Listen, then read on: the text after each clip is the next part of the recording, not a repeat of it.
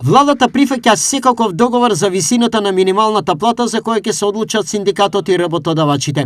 Изјави денеска премиерот Христијан Мицкоски. Но ние не сакаме да се мешаме, ќе ги оставиме тие две страни, односно и работниците и работодавачите, тие да се усогласат што е тоа кое што можат едните и другите да го прифатат. Така што ние сме во случајов страна која што е тука да фасилитира, а не да одлучува. Така што се тоа на кој што тие меѓу себе ќе го договорат, ние како страна, како влада ќе го прифатиме. Мицкоски потврди дека 48 милиарди денари издвоени се за зголемување на платите во повеќе сектори. За исплата на плати обезбедени се 48 милиарди денари во ставката за плати и 2 милиарди денари дополнително во блок дотации за зголемување на платите во образованието, како и пари за поддршка на ранливи категории за кои се предвидени 14,5 милиарди денари, за здравствена заштита 5,2 милиарди денари повеќе или вкупно 53,4 милиарди денари.